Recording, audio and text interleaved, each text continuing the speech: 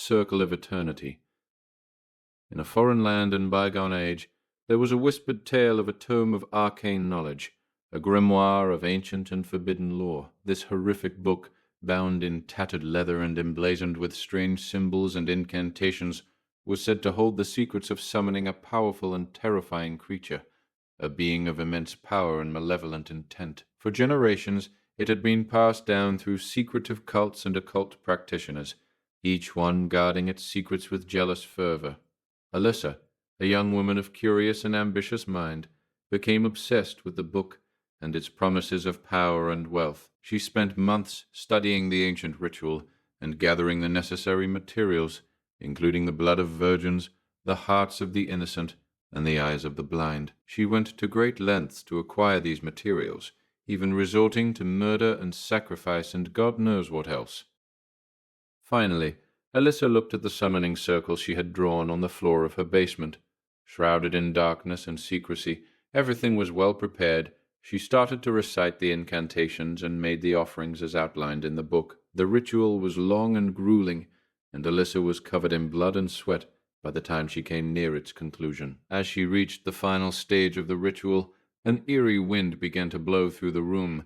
The candle lights responded to it with a rhythmic flickering. Alyssa felt a sense of dread and unease, but she pushed these feelings aside, determined to see the ritual through to the end. Suddenly, there was a blinding flash of light, and the creature appeared before her. As the book had described it, the horrifying monstrosity had tendrils writhing from several parts of its body. His many sickly yellow eyes were all over his head, and each one of it stared right into the depths of her soul. The deformed body was covered in thick, black fur, and its twitching tendrils were tipped with razor-sharp claws. As it moved, it left a trail of blood and viscera behind. Various grey chunks of rotten meat had materialized around the creature's feet the moment it was summoned. As it looked so far, these flesh had been originated from something or somebody else. Alyssa was filled with a mix of terror and excitement as she looked upon the abominable thing. She stepped forward and offered it the final offering, a human heart. The creature accepted it, and in a low voice said, "You have summoned me. Now you belong to me." With these words, the beast coiled his tendrils around her and dragged her into darkness. Minutes felt like hours. Alyssa was calm. It was that peaceful calmness that sometimes sets in after accepting an inevitable fate. The tendrils of the creature still had her in a tight grip. She waited for the pain to set in. The stench of this thing was overwhelming, but not in a bad way. Then, instead of consuming her, the creature revealed its true intentions. Its form was always shifting shape, and it knew that its monstrosity would test Alyssa's courage and determination. Now, in the pale light, its outlines looked almost human, but no matter how hard Alyssa tried, she could never take hold on the shape of its face, or tell if the voice was female or male. The creature told her how impressed it was by her bravery, and decided to reward her and fulfill her deepest desires. It told her that it had been searching for a suitable companion for centuries, and that she was the one it had been waiting for. In fact, it was not a devil or demon, but a powerful and ancient being from an old bloodline that had traveled even time itself to find someone like her. Alyssa was shocked and surprised, but as she looked into the creature's many yellow eyes, she knew that it was telling the truth. She felt a growing connection to the strange entity, a feeling of familiarity and belonging. Alyssa realized that she had fallen in love with the beast, and she knew that it felt the same way about her. And so, in the very same night, they embarked on a journey.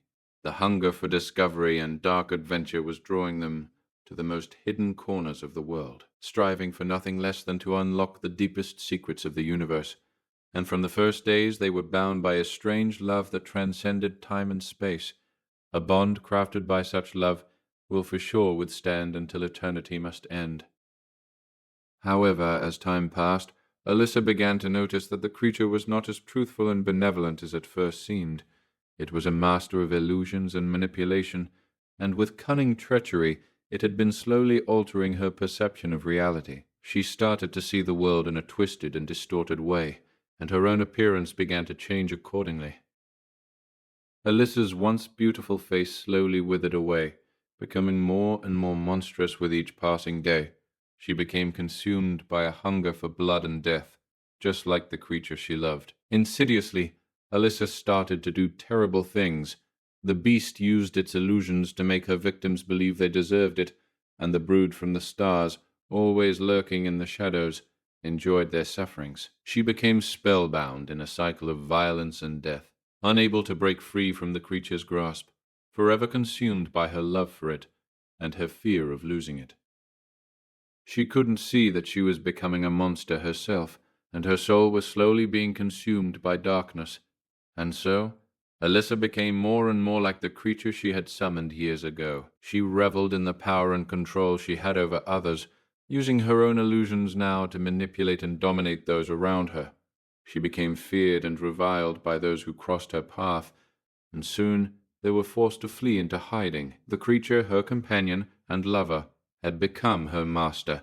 It controlled her every move and thought, and Alyssa was powerless to resist its will. She was trapped in a world of darkness and despair, with no hope of escape. As the years passed, the influence and power of her scourge was very slowly and nearly imperceptible, becoming weaker and weaker. Alyssa did not know if the unholy thing had really begun to lose his grip on her, or if it was just bored by her company, but she realized that there was a glimmer of hope again.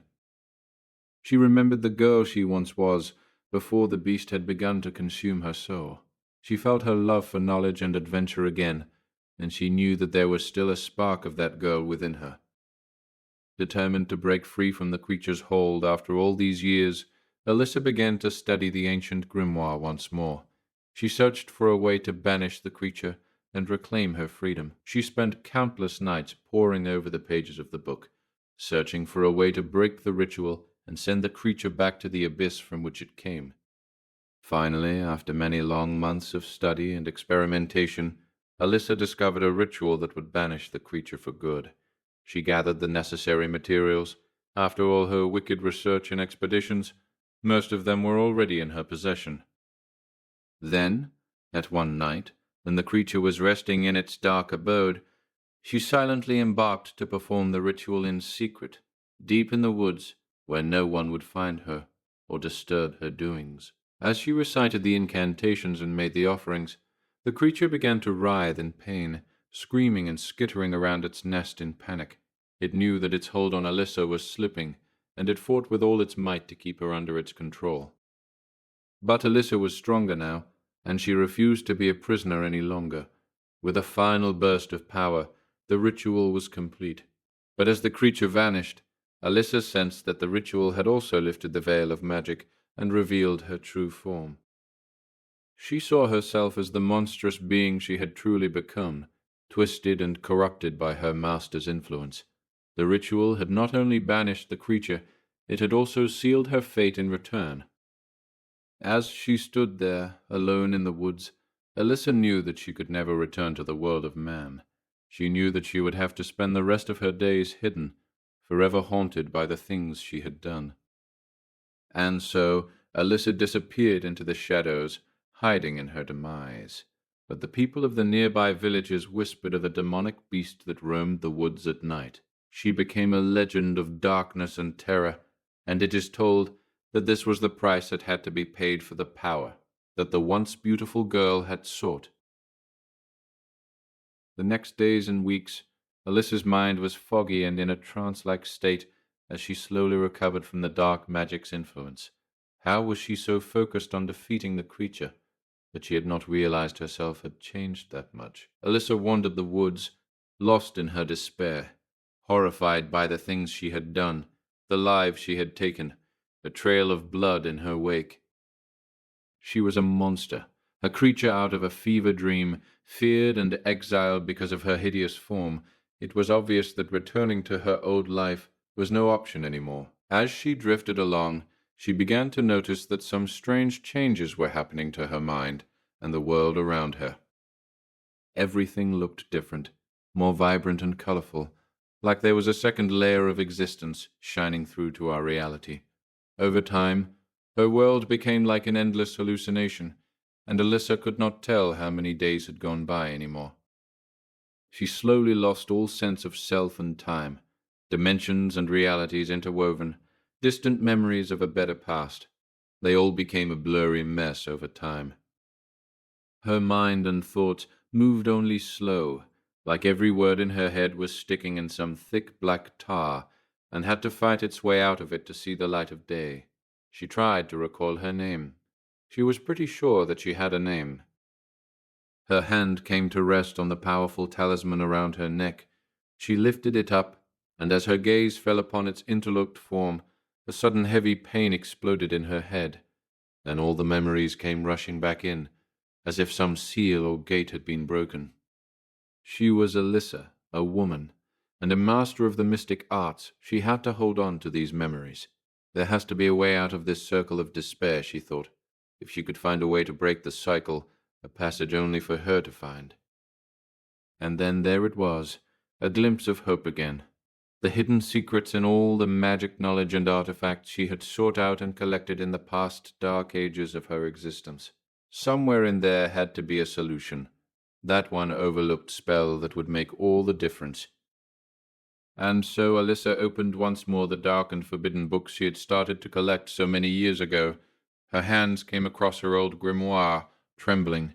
Her fingers wandered across the old leather and the embossed runes on the front. She noticed its strange but familiar smell. Not a bad stench, but hard to define. Slowly she opened the old book, just randomly. Alyssa looked at the dark symbols in front of her. She could not remember this page.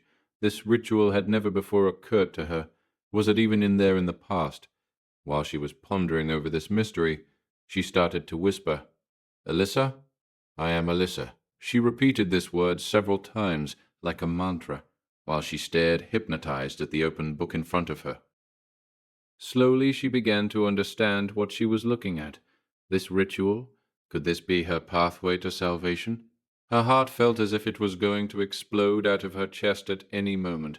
She had not felt it beating for many years. Alyssa screamed into the night, "This will be my way out. I will break the cycle, and if the gods will, even time and space itself." 3 months later, Alyssa had prepared even the most rare and unholy ingredients that she would need for her next and final ritual. This will be her magnum opus. It will change everything. Maybe even give her a new chance, a chance to get her life back. It was the night of the alignment. Alyssa was standing on a large hillside in front of a giant altar made out of a strange black rock. This thing was not made on this planet. Instead, it has fallen out of the sky eons ago. Strange, interlaced symbols were skillfully carved into its surface. They had a slow movement inside themselves, and so it looked like they were alive and had a will of their own. No human hands could have done this masterful work. In fact, humans didn't even exist in the long-forgotten past this thing was made in. The whole place had an otherworldly green glow to itself, except no fires or lights were burning. The shine emanated from the thick green mist that slowly billowed over the plateau. Alyssa turned her head to the sky and mumbled to herself, "The planets are in conjunction with the 7 sisters. It is time now." Slowly she lifted her hands up in the air. A green flame started to burn in front of her, ignited by a flash. The unholy fire slowly consumed the little skull of the unborn child that Alyssa had placed on the table's shining silver-lined runes. Only the light of the moon was reflected by this strange metal. Words too old to be known by man filled the air as Alyssa chanted the unholy passage of the forbidden ritual she had found in her books. An otherworldly, deep humming sound started to build up, became louder, and finally, as it reached its peak, it was like something ripped a hole into the fabric of reality itself. For a second it became totally quiet. Time stopped, and Alyssa was pulled so hard into the dark maelstrom expanding around her that she could feel some of her bones just getting shattered inside of her arms and legs. Her body felt like it was on fire in 1 second, then frozen to ice in the blink of an eye. As the universe collapsed around her, she was falling into the space between spaces, entered time before time. The pain became unreal. The human body she once had, even now monstrous and deformed, was not made to travel this unknown regions of space and higher dimensions. Beware traveling time itself. Alyssa's body and mind changed again. As she rushed further through the abyss, her arms and legs became disfigured and distorted. Her vision started to blur as 12 sickly yellow eyes painfully opened up on her head. A dense black fur grew out of her skin everywhere, and many arm-long black tendrils with razor-sharp claws on their ends emerged from her deformed torso. Alyssa squealed, "I have to remember who I am. I am Alyssa." She repeated her name again and again in her head. Then everything seemed to contract around her being, space and time falling into itself, a flash of light, the smell of death, and the creature once called Alyssa materialized in a dark basement, lit only by some flickering candles. The last pieces of Alyssa's old body fell as grey dead chunks of flesh to the ground, right at the feet of the creature she had become. It was standing in the center of a circle painted with cray, surrounded by strange symbols. In front of it, covered in blood and sweat, there was a young woman. One word echoed in the beast's mind: Alyssa. The young woman, her face looked familiar somehow, stepped forward. In her stretched-out hands, she had a fresh, bloody heart. It smelled delicious. The creature repeated the word in his head for one last time. Alyssa. That must be the woman's name. How beautiful she was. It took the heart out of the girl's hands and said in a low voice, "You have summoned me. Now you belong to me." With these words the beast coiled his tendrils around the young woman and dragged her into darkness.